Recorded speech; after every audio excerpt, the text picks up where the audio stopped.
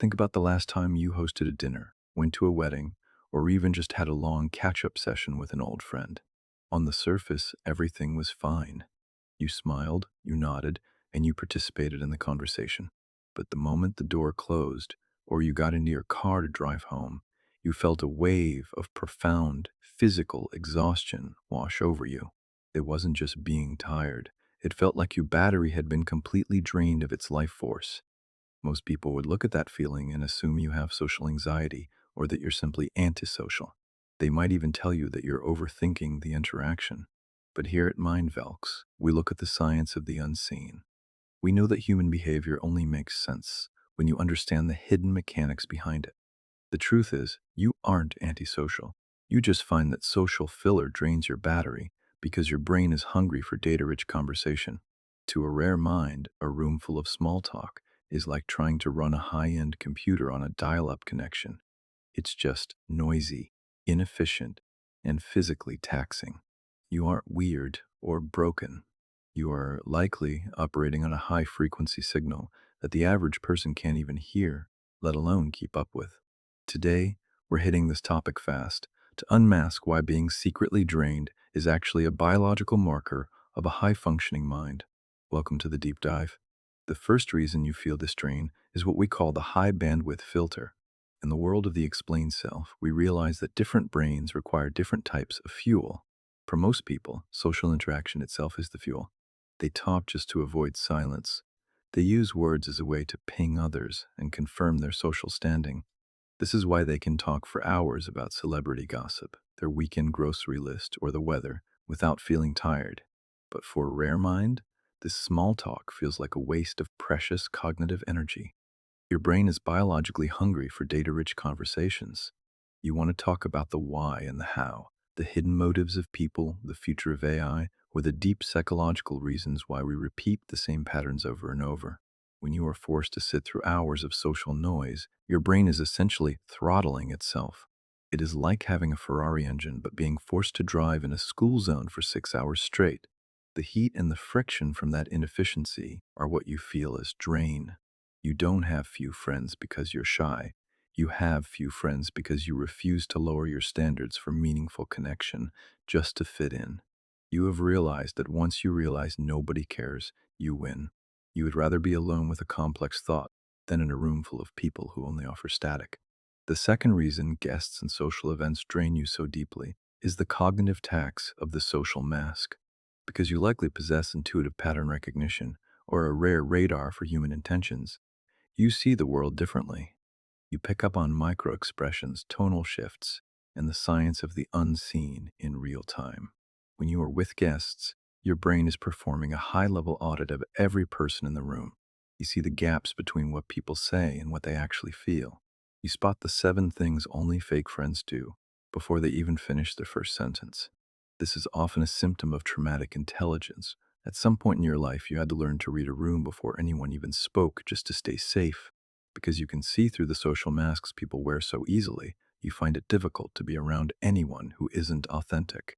Maintaining your own polite mask while witnessing the inauthenticity of others requires an incredible amount of energy. It is a brain glitch that makes you feel secretly drained by guests because your brain isn't receiving enough intellectual fuel to justify the energy cost of being there.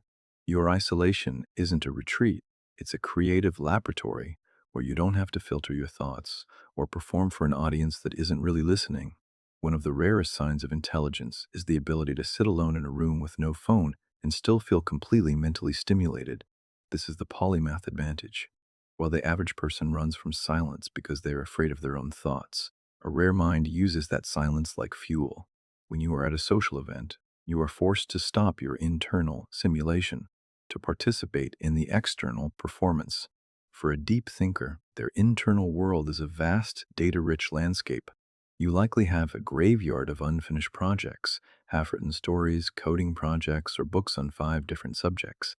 To the outside world, this looks like a lack of discipline, but in reality, it's a sign of a very high learning velocity. Once your brain has mentally solved the core mechanics of a puzzle, it moves on. When you are surrounded by people, you are locked out of this internal laboratory. You are being forced to process low quality external data, small talk, while your high-frequency internal processor is screaming to get back to work on its own ideas. This is why you might find yourself drifting toward the corner or leaving early. It's not that you hate people, it's that you value your internal stimulation over the social filler that everyone else seems to enjoy. You were built for an M-shaped future, where having a wide portfolio of interests is more valuable than being a master of one. Many people who feel drained by others also possess hyper-independent autonomy. This often develops in the black sheep of the family or in those who had to grow up too fast. If you learned early on that the only person you can truly count on is yourself, you developed a rare kind of strength. You likely possess habits that people who weren't raised in similar environments find intimidating.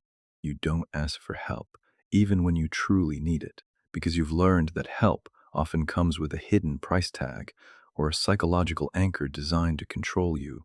This makes social interactions even more draining because you are always scanning for those strings being pulled. Because you are so self-sufficient, you don't need friends for survival or social status. You only accept people into your life who add genuine value and peace. When you are hosting guests or attending events, you are often hyper-aware of the science of hidden intentions. You realize that many social circles are built on convenience and shallow validation. Since you don't need that validation, the cost of the interaction often feels much higher than the benefit. You would rather be your own island to protect your peace in a world that is constantly trying to drain you. The final trait that defines the high-frequency mind is the ability to walk away from people silently. Most people crave closure. They need the drama of a big argument or a final talk. But you, when you realize a connection is no longer healthy, authentic, or respectful, you simply stop reaching out.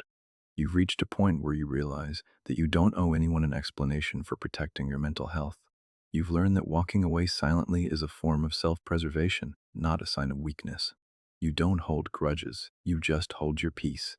You have mastered the psychology of people who lose interest in people who are toxic or shallow. This is why you have a small circle. You refuse to spend your energy, your most valuable currency, on people who are committed to misunderstanding you. You would rather have a circle of one or two real friends, or even none, than a stadium full of fans who don't know the real you. Your selective excellence is your greatest shield in a world full of social noise. When you are at a social event and you feel that drain, it is your brain's way of signaling that it is time to perform a silent exit and return to the sanctuary of your own mind. If you recognize yourself in this unmasking, I want you to stop feeling guilty for being different. You aren't weird, and you aren't broken. You are simply operating on a high-frequency signal that values depth, truth, and autonomy over the social noise of the crowd. Your small circle and your need for solitude isn't a sign of failure. It is proof of your rare strength. You are a deep thinker in a shallow world, and while that can be a lonely path, it is also the most authentic one. You have chosen the psychology of people who choose to be alone because you know that solitude is where your brain finally feels safe to be itself. But I have to ask, which part of this hit you the hardest? Was it the dial-up connection analogy, or the moment you realized your exhaustion isn't anxiety, but a high-bandwidth filter? Tell your story in the comments below. I read as many as I can, because your stories are what make MindVeilx a home for the deep thinkers. If this video made you feel a little less weird and a lot more understood, hit that like button and subscribe. Let's keep unmasking the hidden mechanics of your mind together. Until next time, protect your peace,